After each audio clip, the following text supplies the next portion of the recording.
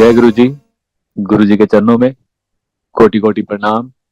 आई हुई सभी संगत को प्रणाम और आप सबका बहुत बहुत स्वागत है गुरु जी के सत्संग में। आइए संगत जी, आज के सत्संग की शुरुआत करते हैं और आज इनवाइट करेंगे रेणु पुष्करना आंटी को।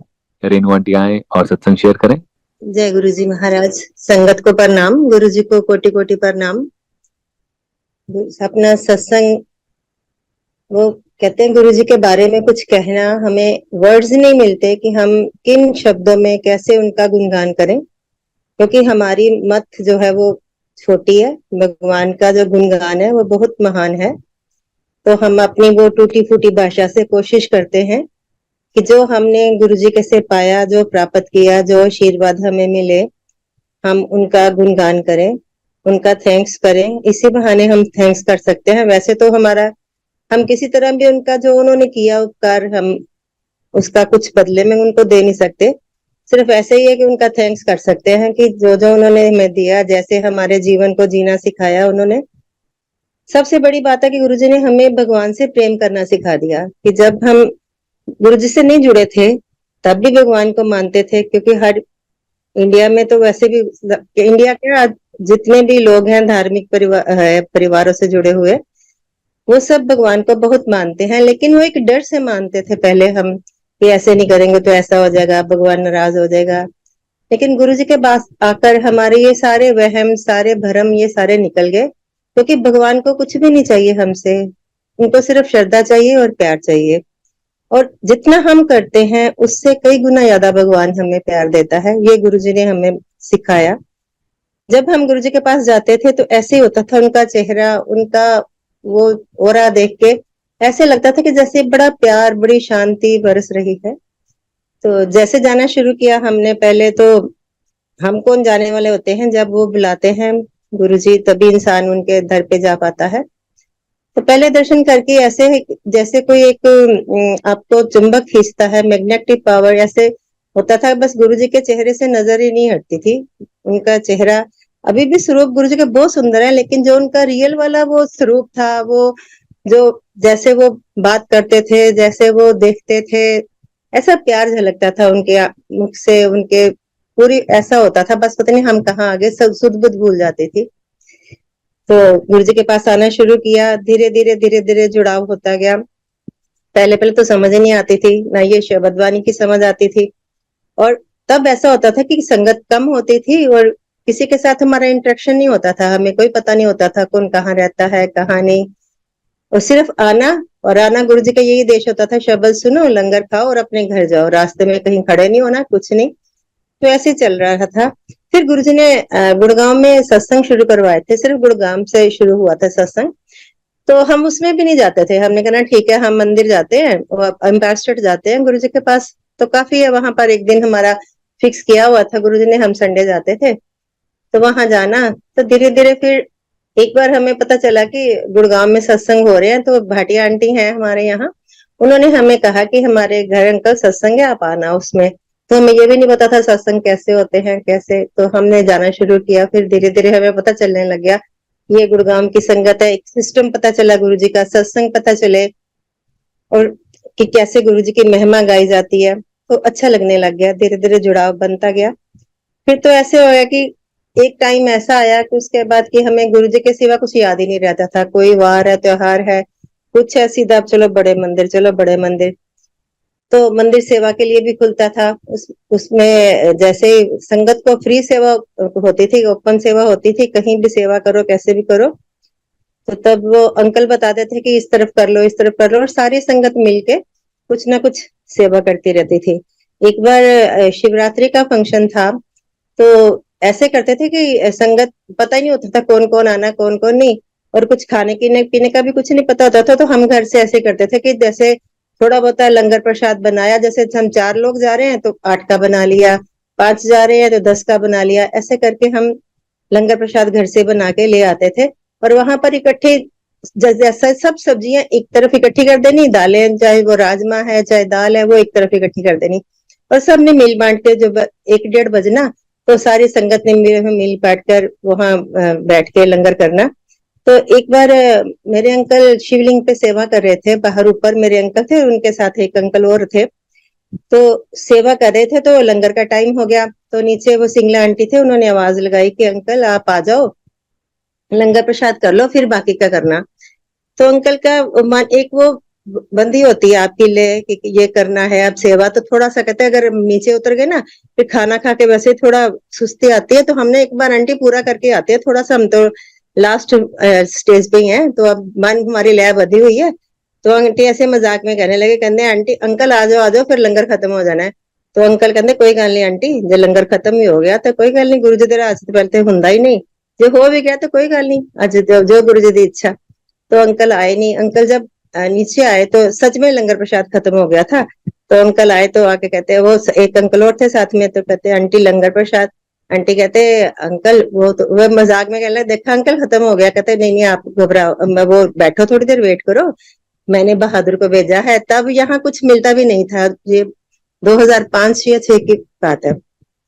तो इधर कुछ था ही नहीं, पूरा वो होता था, कहते वो जाता है गया है कुछ ना कुछ लेके आएगा। अभी वो बात ही कर रहे हैं तो उसी समय आंटी का फोन बजा, और आंटी ने बोला हेलो, कहते तो उधर से गुरुजी बोल रहे थे, तो कहते हाँ जी गुरुजी। तो वो गुरुजी ऐसे पूछने लगे कैसी चल रही है, ऐसे पता है उनको सब होता है। फिर पूछ रहे कैसी चल रही है सेवा, कितनी संगत आई है, फिर करते करते आपने लंगर का कैसे करते हो, फिर वो कहते हैं लंगर हो गया सब दा बाद चो। आंटी कहते हाँ जी गुरु जी हो गया। कहते नहीं नहीं कितने होया, हले 2 लंगर ਜਿਹੜੇ ਉੱਪਰੋਂ ਆਏ ਆ ਉਹਨਾਂ ਦਾ ਤੇ ਲੰਗਰ ਹੋਇਆ ਨਹੀਂ। ਕਹਿੰਦੇ ਹਾਂ ਜੀ ਗੁਰੂ ਜੀ ਉਹ ਮੈਂ ਬਹਾਦਰ ਨੂੰ ਭੇਜਿਆ, ਕਹਿੰਦੇ ਛੱਡ ਬਹਾਦਰ ਨੂੰ तू किचन से जा। गुरु जी के टाइम पर संगत जी किसी को उस तरफ जाने की भी इजाजत नहीं होती थी जिस तरफ लंगर प्रसाद बन रहा होता था। तो कहते तू किचन में जा, वहां उठो जाके दाल लेके आ। मुझे अभी भी याद है मूंगी धुली दाल बनी थी उस दिन लंगर में, और साथ में कितना सारा घी डलवा के और 10-15 चपाती लेके आ, और उन अंकल को वहीं से लंगर करवा दे। तो सारे हैरान हो गए कि वो तो स्पेशल ब्लेसिंग आ रही है आजकल आज अंकल के लिए, क्योंकि गुरुजी तो वहां किसी को जाने नहीं देते, लंगर प्रसाद मिलना तो दूर। तो आंटी गए जैसे गुरुजी का हुक्म था, तो आंटी ने वो लंगर प्रसाद वो फिर सबने किया। और उस दिन हमारा डे भी था, संडे था, तो शाम को भी जब हम गए तो हमें वही लंगर प्रसाद मिला।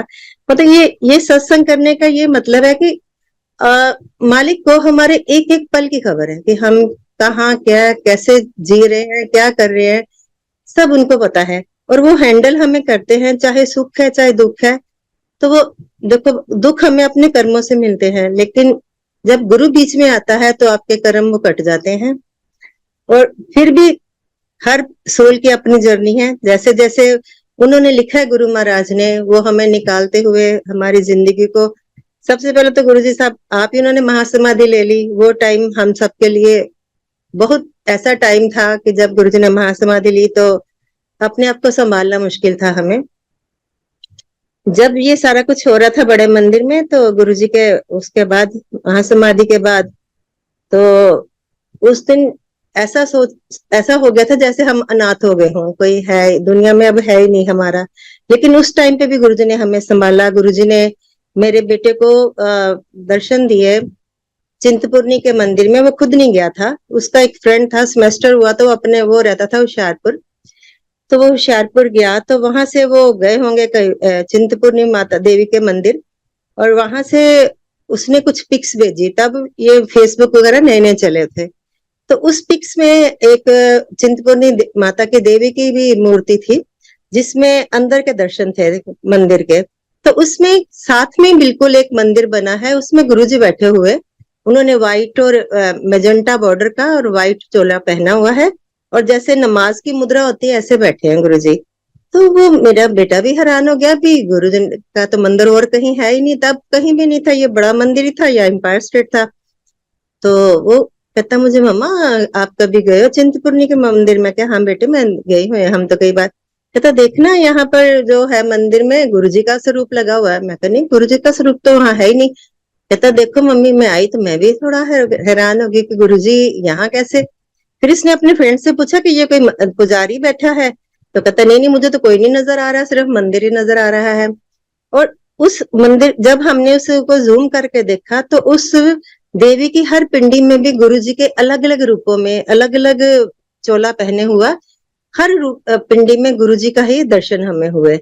तो वो गुरुजी हमें ये दिखाते थे कि सब जगह मैं हूँ। जैसे अब नवरात्रे चल रहे हैं तो हमें तो ये है कि हमारे गुरुजी सब कुछ है, हमारी देवी भी वही है, हमारे भगवान, जब उनको भगवान कह दिया तो हमें ये होता है। और ये गुरुजी ने भी सिद्ध भी किया कि ये सब कुछ सब जगह पर मैं भी हूँ, क्योंकि मैं गुरुजी के पास आने से पहले मैं देवी की बहुत वो थी, देवी के लिए होता था मुझे बड़ा दिल में कि वैष्णो देवी के मैंने पाठ करने, पूजा करनी, नराते रखने सारे। तो जब गुरुजी के फर्स्ट दर्शन किए तब मुझे कुछ इतनी तब समझ नहीं थी, इतना समझ भी नहीं थी, पता भी नहीं था। तो उस तब मुझे गुरुजी ने दर्शन दिए, तो वो मुझे समझ नहीं आई दर्शन, क्योंकि जब वो आए बाहर से तो गुरुजी थे, फिर वो कन्वर्ट हो गए देवी में, देवी में कन्वर्ट हो गए, उन्होंने मुझे हक किया और वो ये बोला कि सब कुछ मैं हाँ, तू पाठ छठ पाठा नु पाठा मगर पई रहनी है, भजन गाया कर, बहुत अच्छे भजन गानी है, तू भजन ही गाया कर। क्योंकि उनको पता है कि मेरी मेरी जो लय लगती है ना भगवान के साथ, वो भजन से लगती है, वो तार उसी में चलती है। पाठ, एक पाठ क्या होता है कि हम कोई, मैं अपनी बात कर रही हूँ कि मन से नहीं कर पाते कई बार, क्योंकि हमारा ध्यान भटकता है। तो तो एक हम पहले क्या करते थे, पाठ करते तो बस फटाफट जैसे भी हमने किया शुरू, बस करना ही करना है, ध्यान कहीं हो रहा है, पाठ कर रहे हैं। ये सब चीजों से गुरुजी ने हमें, उनको सिखाया हमें कि पाठ करना है तो कैसे करना है, जो भी करना है कैसे। तो वो भी, उसमें भी गुरुजी ने मुझे ये सिखाया कि हर चीज में हर जगह मैं हूँ। फिर मुझे नवरात्रों में एक बार गुरुजी ने एक और ड्रीम में दिखाया था, ये गुरुजी के टाइम का ही भी है कि नवरात्रों के दिन है और किचन में कड़ी प्रसाद बन रहा है और कड़ी उफान में आ गई बहुत जबरदस्त, और सब आंटीज कोशिश कर रही हैं जो लंगर प्रसाद बना रही हैं कड़ी को समेटने की, लेकिन किसी के हाथ में वो सारी बाहर को उफान आ रहा है बार बार। तो इतने में सारी देवियां आती हैं तो वो लगातार उसमें चली जाती हैं, कड़ी का बहुत बड़ा बर्तन है, तो फिर वो सेट हो जाती है। और वो मुझे गुरुजी ने दिखाया, और उन दिनों में जब मैं मंदिर में गई, उस दिन लंगर प्रसाद किया तो वो कड़ी प्रसाद ही बना हुआ था। तो वो भी गुरुजी ने बताया कि यहाँ पर तो देवियां ही सारा प्रसाद बनाने वाली हैं, मतलब हम लोग तो कितने लकी हैं कि उनके हाथ से बना हुआ वो अमृत हमें गुरुजी खिला रहे हैं, कर रहे हैं। तो इस प्रकार कोई भी हमारा आता था, कोई त्योहार आता था जैसे भी, तो गुरु जी के साथ मनाने में बड़ा एक वो मजा सा आता था। एक बार मुझे याद है लोहड़ी का त्योहार था, तो हमारे घर में किसी की पहली लोहड़ी थी तो हम जा नहीं पाए थे, तो मन में ये था कि गुरु जी के पास जाना, ये भी था कि वहां से जल्दी फ्री होके ना फिर मत्था टेकने चले जाएंगे, पर हुआ नहीं ऐसे क्योंकि लेट हो गए वहां। लेकिन जब हम घर आए तो कुछ संगत हमारी सोसाइटी से गई हुई थी, तो वो वापस आए तो हम बाहर ही बैठे थे, अभी सब सेलिब्रेट कर रहे थे लोहड़ी। तो वो आके एक पैकेट मुझे देती है, कहते कर झोली कर। मैंने अपना वो दुपट्टा आगे किया तो उन्होंने वो पैकेट डाला, उसमें वो गच्चक मूंगफली रेवड़ी वगैरह थी। कहते ये ना गुरुजी ने आपके लिए भेजा है। कहते वो पहले सबको एक एक पैकेट दिए, मुझे एक दे के एक और कहते कि जाके उन्हें दे दी जड़ी आज आई नहीं तो घर बैठी कुड़ कर दी भी। तो एकदम से मेरे को गुरुजी हमारा देखिए कितना ध्यान रखते हैं। तो ये हम नहीं जा पाए तो उन्होंने हमारे लिए भेज दिया। ऐसे ही होली का त्योहार था एक बार, तो तब पहली बार मंदिर में होली का त्योहार मनाया गया था, लेकिन वो ऐसा नहीं था कि जैसे हाँ होली खेलते हैं कुछ करते हैं। उसमें यह था कि आप मंदिर जाओ, गुरुजी ने फर्स्ट टाइम, ये भी मेरे 6 की बात है, 2006 की बात है। तो गुरुजी ने बोला था कि एक बार 5 में शिवलिंग की सेवा हो रही थी होली पे, तो शंकर जी की जब मूर्ति की सफाई हो रही थी तो सेवा में उनके, जब पूरी सेवा होगी तो वहां केसर निकला था उनके वहां से मूर्ति से। तो पहले तो सबने सोचा ये पता नहीं क्या लगा रह गया, हमने सेवा तो करी है जो ठीक से हुई नहीं। फिर ध्यान से देखा तो उसमें खुशबू आ रही थी बड़ी, तो वो केसर की थी, सबने तिलक लगाए। जब शाम को संगत गई तो गुरुजी कहते फिर आज खेला है होली केसर दे नाल, तो बड़े खुश थे गुरुजी। तो सारी संगत भी खुश, कहते अगली बार तो ना होली सेलिब्रेट करेंगे। अब हमें वो था कि होली कैसे सेलिब्रेट, गुरुजी को सफाई और डिसिप्लिन बहुत बहुत पसंद, बहुत ज्यादा पसंद है गुरुजी को। हमें गुरुजी तो मंदिर में ऐसी सफाई रखवाते हैं, तो चलो कैसे फिर वैसे बड़े सिस्टमेटिकली काम होते हैं वो। रब है तो रब का काम तो बड़ा अच्छा होता है। तो पहले वो ऐसा था कि मंदिर में जाओ मत्था टेको, बाहर गेट पे उन्होंने वो जो होली का गुजिया और नमकीन वगैरह चाय प्रसाद, वो प्रसाद था। फिर उसके बाद अब जहाँ अब पार्किंग की जगह है वहां बहुत खाली खाली होता था तब तो वहीं पर खेलो और वहीं से अपनी गाड़ियों में फिर घर आ जाओ, जिसने खेलनी खेलो, जिसने मत्था टेकना जैसे भी है। तो हम चाय प्रसाद ले रहे थे तो ऐसे बैठे बैठे ना आंटीज कहने लगी चलो आज ना मस्ती का दिन है, कोई हम भजन गाते हैं, कोई कुछ करते हैं, डांस करते हैं, तो ऐसे हम इकट्ठे मिलके गाने लग गए और डांस डूंस करने लग गए। हम 10-15 लोग थे। तो इतने में सिंगला अंकल आए, मुझे कहते हैं आंटी आज शाम को आ रहे हो ना आप मंदिर? मैं कहा हाँ जी अंकल, आज तो हमारा दिन है। कहते ठीक है आंटी, यही भजन ना आज गुरु जी को सुनाना आप। तो मैं कहा नहीं नहीं अंकल, गुरु जी के सामने गुरु जी पूछते कुछ है, जवाब कुछ निकलता, भजन गाना तो बहुत दूर की बात है गुरु जी के सामने। गुरु जी के सामने ये था, गुरु जी पूछते थे कहाँ रहते हो, तो कित्थों आए वो भूल ही जाता सी, कित्थों आए याद ही नहीं रहता सी। तो वो फिर मैं कहा नहीं अंकल, अंकल कहते नहीं नहीं आज सुनाना गुरु जी को, गुरु जी खुश हो जाएंगे जब भजन सुन के। तो ऐसे ही फिर हम बड़े उस दिन सज धज के शाम को भी गुरु जी को भजन सुनाना है, भजन सुनाना है। तो सब आंटीज कहने लगी हमें भी जाना है, हमें भी जाना है साथ में। तो कहते ठीक है आ जाना तुम, लेकिन शोर ना करना, गुरु जी फिर गुस्सा करेंगे कि मुझे मत कहना, तुम शोर बहुत करते हो फिर इकट्ठे होके। तो वो हमें वो भी मौका मिला कि हमने गुरु जी के आगे गाया और गुरु जी ने बहुत ब्लेस किया उस दिन। फिर मुझे याद आया घर आके कि वो देसी तरीके से मेरा उस दिन बर्थडे था और उस दिन इतना बड़ा गिफ्ट मिला मेरे गुरु महाराज जी से कि सारी उम्र के लिए वो एक याद बन गई हमारे लिए।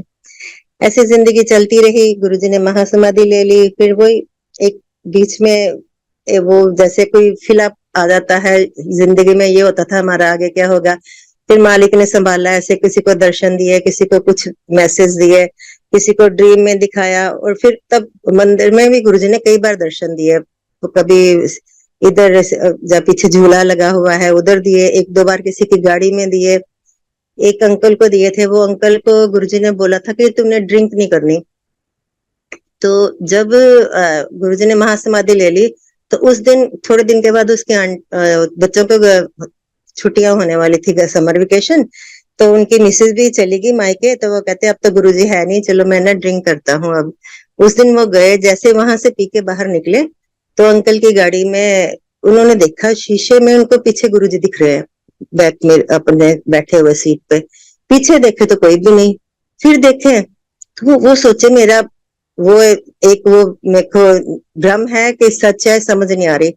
फिर वो कहता आप गुरुजी हो? एकदम से कहने हाँ हाँ, तन में क्या से ना तू पीनी ही नहीं, तो क्यों पीती आज, तन में मना किता से, तन में रोक, ऐसे बोल रहे थे, तन रोक क्या से ना, तो फिर पी ली, गुस्से में बोल रहे थे। तो उसने क्या किया, चलाके से फटाफट गुरुजी की ना वो आवाज अंकल है रिकॉर्ड कर ली कि मैं संगत को बताऊंगा भी गुरुजी तो कहीं नहीं गए, गुरुजी तो यही है। और थोड़ी देर में वो गुरुजी वहां से चले गए, उसको डांट के कहते अग्गो ना पीवी, अग्गो तो ना पीवी।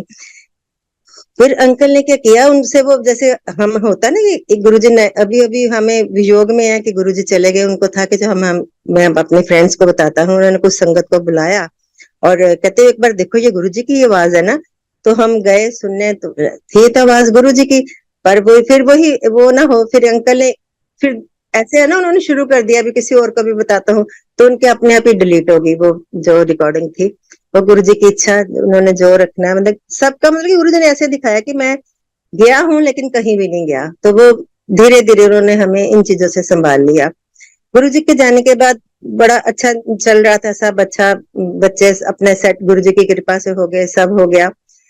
तो उसके बाद टाइम निकलता गया, मैं उसके बाद जब देखो एज बढ़ती है तो कुछ ना कुछ चलता रहता है। 2012 में से मेरे को अपने आप से मेरा वेट बहुत डाउन होना शुरू हो गया था।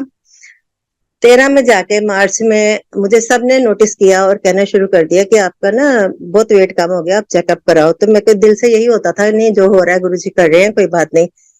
तो मार्च में मुझे गुरुजी ने ये ड्रीम दिखाया कि मैं बेड रिडन हो गई हूँ। तो गुरुजी कहते अगे जाके तेरा यह हाल होना मैं, पर मैं होने नहीं देंगा, 10 किलो घट करांगा, चिंता ना करी, तेन जो भी किसी दसन की भी लोड़ नहीं है, जो भी तेन कोई कहता सुनी जा, घबराना नहीं, मैं तेरे नाल हाँ।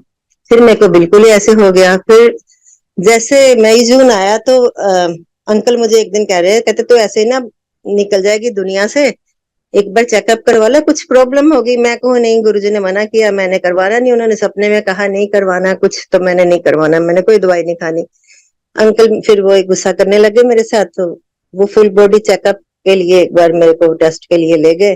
तो उसमें मेरे सारे पैरामीटर इतने हिले हुए थे संगा जी, मेरे को 550 तक शुगर थी मेरी, बाकी सब इधर उधर हो रखा था सिस्टम।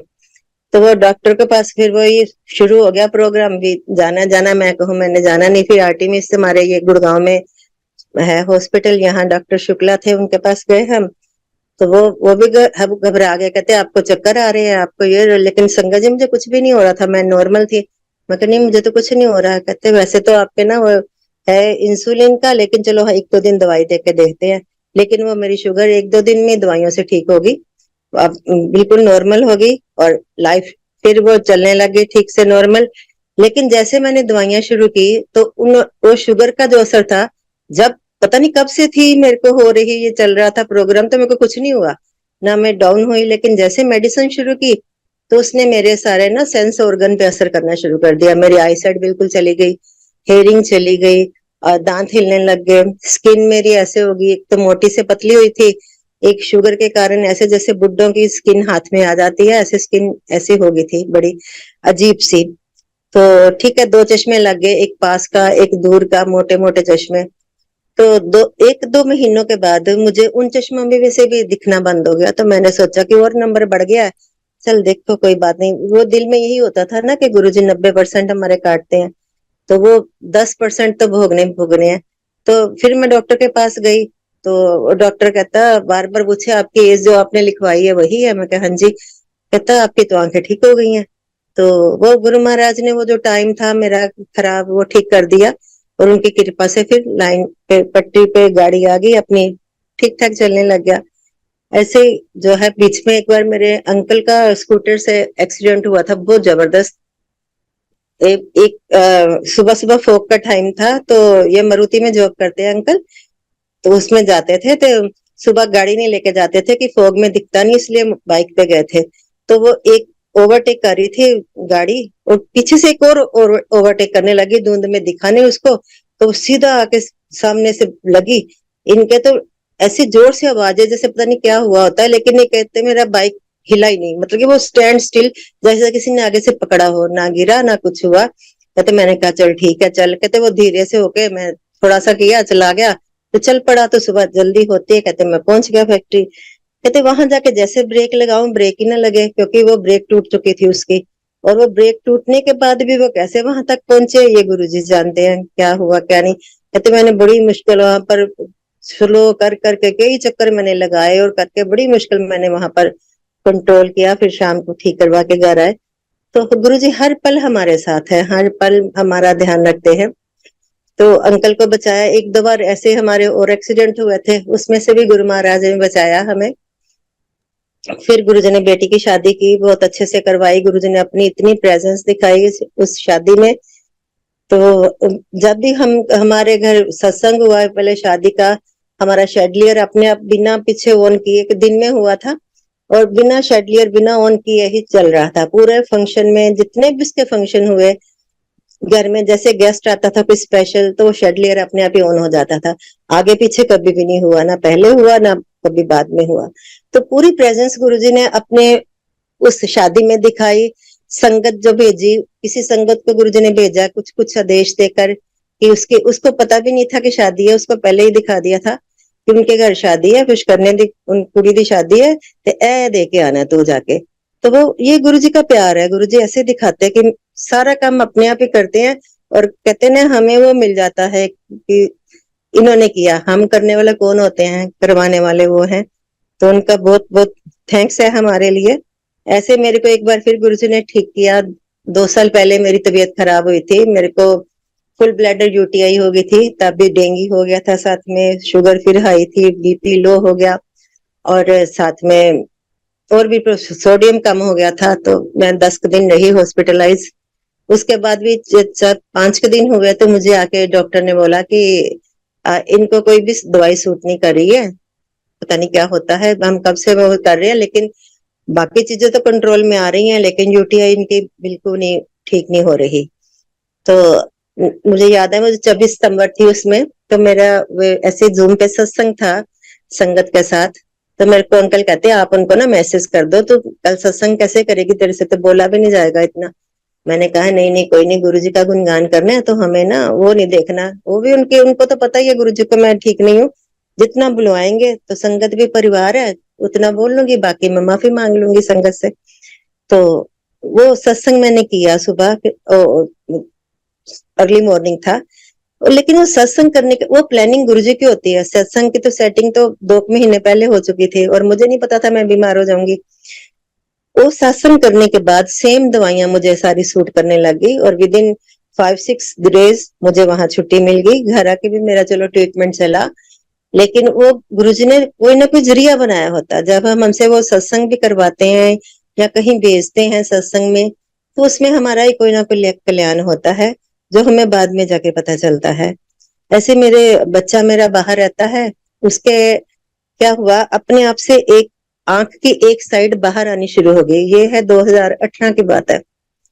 तो हम गए थे उसके पास वैंकूवर, तो मैंने उसको बोला भी, मैं कहा बेटा मुझे ना तुम्हारी एक आंख में ना फर्क नजर आ रहा है, एक आगे को आ रही है, एक नॉर्मल है। तो कहता मम्मी ठीक है, पर मैं थी ना, मैंने 1-2 बार बोला तो वो डॉक्टर को दिखाने भी गया। तो डॉक्टर ने बोला भी आप ऐसे करो, इस पर सेक कर लो, कोई ऐसी कोई बात नहीं है, तो ठीक हो जाएगी। वो थोड़े दिन इसने किया, फिर बच्चे भी हम वापिस आ गए। बच्चे वैसे लापरवाह होते हैं।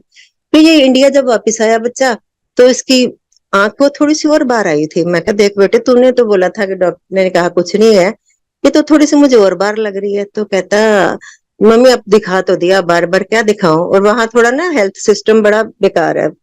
अगर आपको वही भगवान ना करे किसी को कुछ हो, वहां है ऐसा ही है। अगर आपका, क्योंकि वेटिंग बहुत है वहां पर डॉक्टर्स के ना, आपके एक टेस्ट के लिए भी आपको बहुत वेट करना पड़ता है। फिर इसने नेक्स्ट टाइम हम गए ना, जिस दिन हमें पिक करने आया, तो कहता मम्मी मैं ना आज अपनी स्कैनिंग सिटी स्कैन करवा के आया हूँ, मैंने डॉक्टर चेंज किया है। तो उसने बोला कि आप, उसने मुझे डांटा कि आप इसको सीरियस क्यों नहीं ले रहे, तो आप इसका सिटी स्कैन करवाओ अपनी आंखों का। तो कहता आज मैं करवा के आया हूँ, तो थोड़े दिनों में रिपोर्ट आ जाएगी। मैंने चलो ये भी अच्छा हुआ बेटे, जो है उसका इलाज हो जाएगा।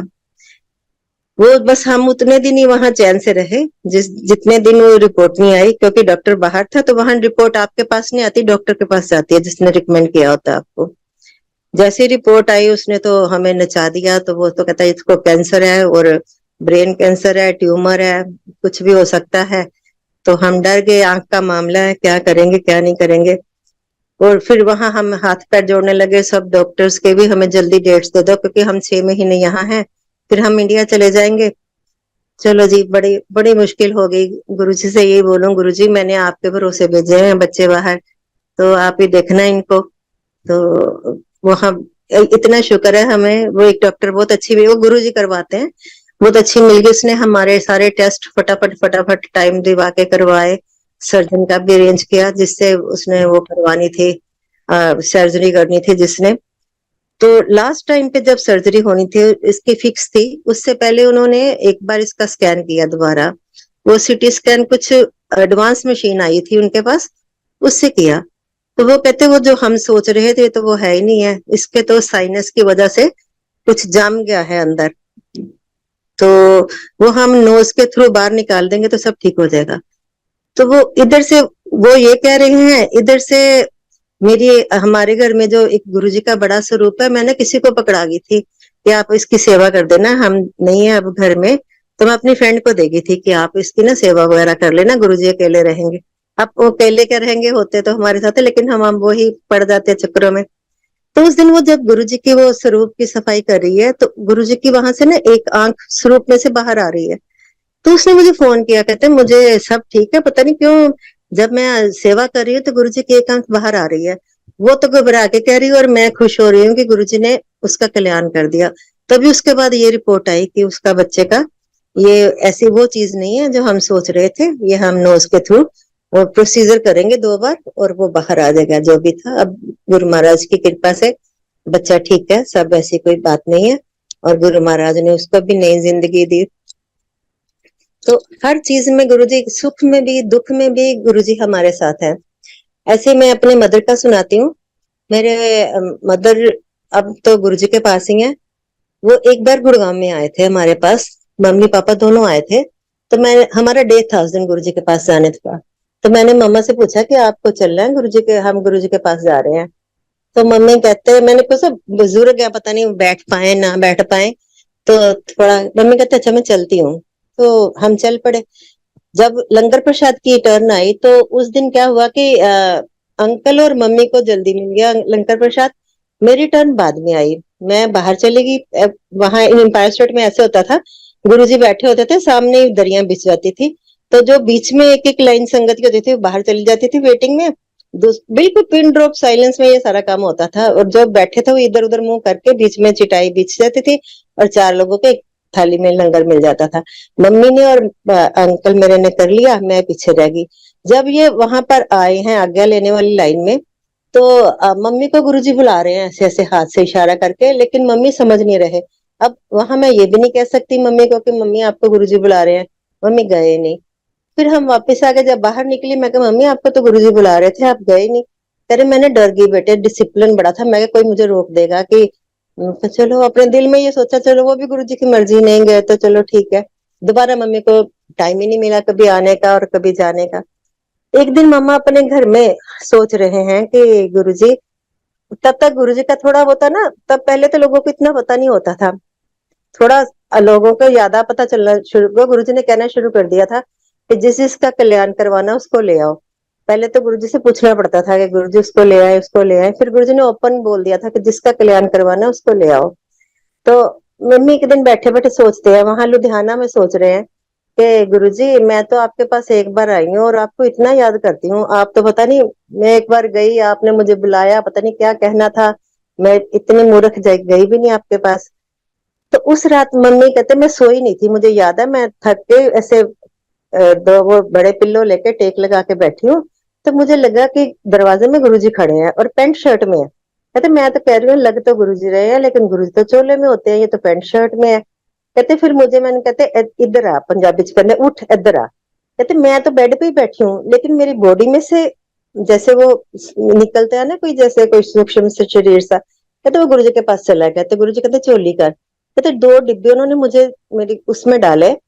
कहते आवाज दी उन्होंने मुझे, दर्शना दर्शना। कहते मैंने ये पूछा था ना कि गुरुजी आपको तो पता नहीं मेरा नाम भी पता होगा, ये मेरे मन में आया था सुबह। कहते फिर मैं भूल गई। कहते गुरुजी ने ये वो भी बोला, मेरा नाम लेके बुलाया, दर्शना दर्शना भी मेरे को तेरा नाम पता है।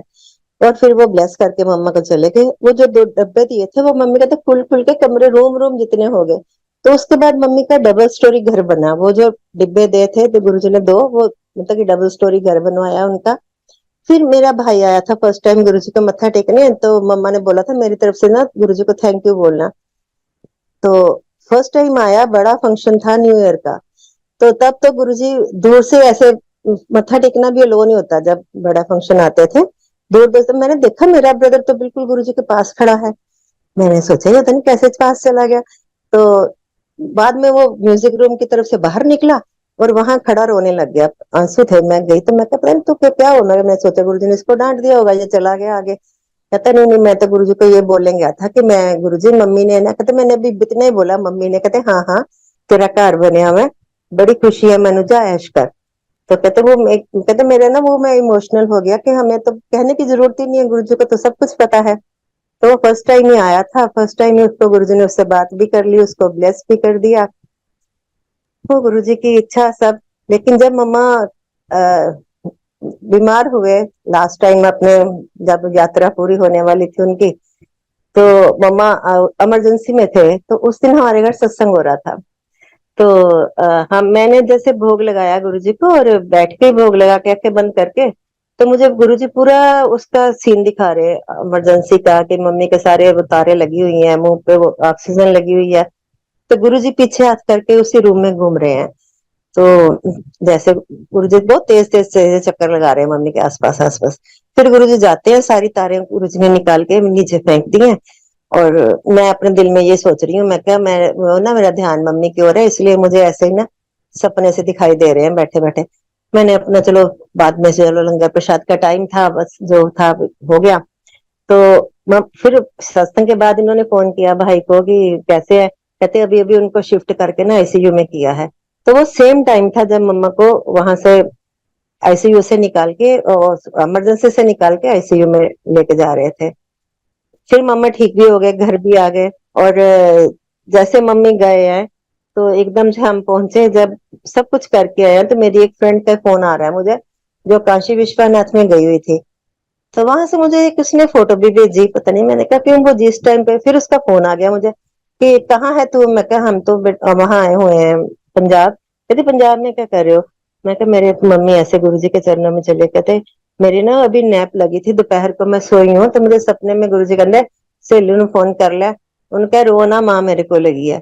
मतलब गुरुजी हर बात में हमारा इतना ध्यान रखते हैं। अब मैं जितना दुख था वो ऐसा हो गया कि वो अब मम्मी गुरुजी के पास है तो रोना किस लिए, जब गुरुजी ले गए उनको।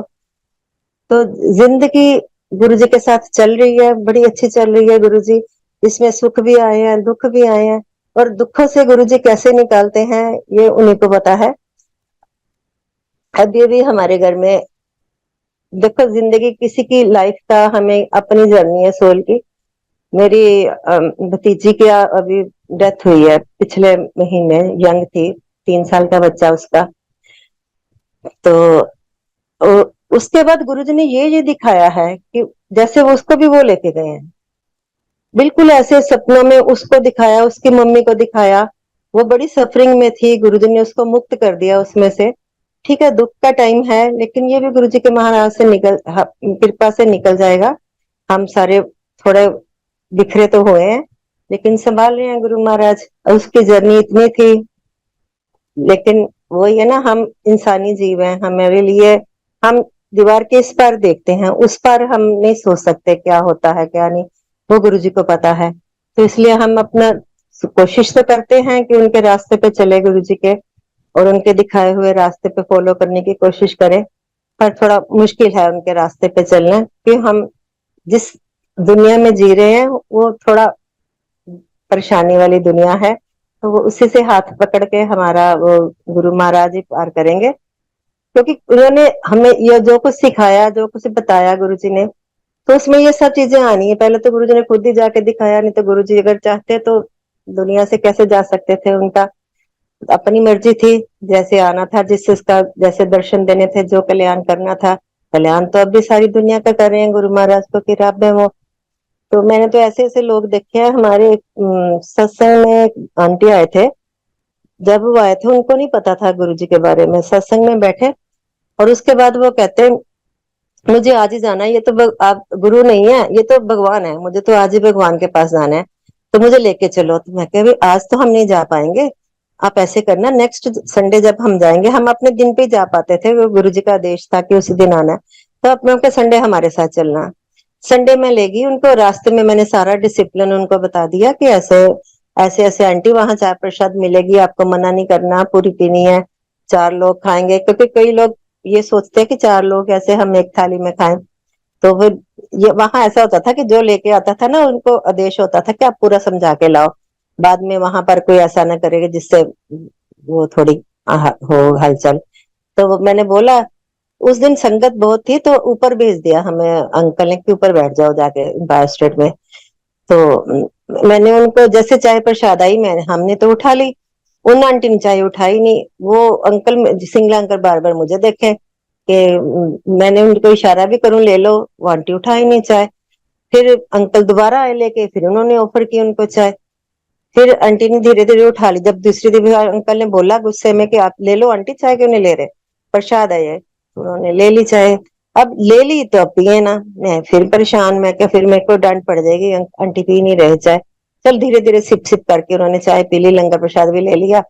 बाहर आके वो कहते हैं, पता आपको मैं चाय प्रसाद नहीं पी रही थी, मैंने आपको इसलिए नहीं बोला था कि अगर मैं आपको बोल देती कि मैं चाय प्रसाद नहीं पीती, कहते मुझे चाय की खुशबू से वोमिट हो जाती है, तो आप मुझे लेके ना आते यहाँ।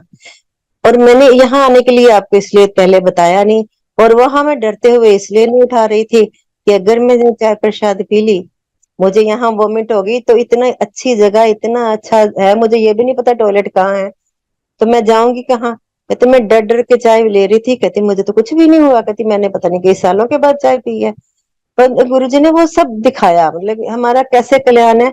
वो चाय प्रसाद पीने के बाद उन आंटी के बेटी, हमें तो पता नहीं ना होता किसी के क्या प्रॉब्लम चल रही है, उसकी बेटी के 10 साल हो गए थे शादी को, उसको कोई बच्चा नहीं था। वो चाय प्रसाद पीने से ही, जब नेक्स्ट टाइम वो मुझे आंटी मिले, तो मुझे यही कहते कहते गुरुजी ने मेरा बहुत बड़ा काम कर दिया, कि मेरी बेटी को तो वो कंसीव ही नहीं करी थी, 10 साल हो गए थे, तो उसका खुशखबरी है। गुरु जी का वही ना, गुरु जी ने जिसको जैसे ब्लेस करना है, हम जितने लोगों को, मतलब गुरु जी ने हम ले जाने वाले नहीं है, जिसको इसको भी लेके गए गुरु जी ने ऐसे ऐसे कल्याण किया ना उनका। हमें ये भी नहीं पता था इनके साथ क्या है, हमने जिसको कहना चलो। मुझे ये भी याद है एक बार बैसाखी पे, अब बैसाखी आने वाली है, गुरुजी ने कार्ड दिए थे हमें बांटने के लिए। रैंडमली इतने इतने कार्ड पकड़ाए थे, जैसे गिने बिना गिने ऐसे पकड़ा रहे थे कि डोर टू डोर जाके ये कार्ड बांट के आने हैं आपको। तो तब ऐसा था कि हम जिसको कार्ड देने जाते थे ना, वो सुनता ही नहीं था हमारी। हाँ, अच्छा देखेंगे, आ जाएंगे, फ्री हो गए, देखेंगे। और जैसे चंदा मांगने जाते हैं ना लोग, ऐसे समझते थे हमें। हमने बेल करनी तो हमने कहना भी, अभी जानते थे लोग फिर भी कहना ये ना गुरुजी है हमारे, इनके यहाँ विसाखी का सत्संग है, आप आना। तो कोई सुनता ही नहीं था हमारी। और अब मैंने ये देखा कि जिन लोगों के घर वो काट गए थे गुरुजी ने, मतलब कि उनको बुलाना था, अब वो सब लोग हमें मंदिर में दिखाई देते हैं या सत्संग में दिखाई देते हैं। तो गुरुजी का वही है कि जिस जिसको उन्होंने बुलाना, जैसे जैसे ब्लेस करना है। हमारे पड़ोस में एक लेडी आई थी रहने के लिए रेंट पे। तो जैसे हमारे घर सत्संग था, तो मैंने सोचा भी पड़ोस है, नहीं आई है तो चलो इसको एक बार इनवाइट करते हैं, अच्छा नहीं लगता अभी पड़ोस में।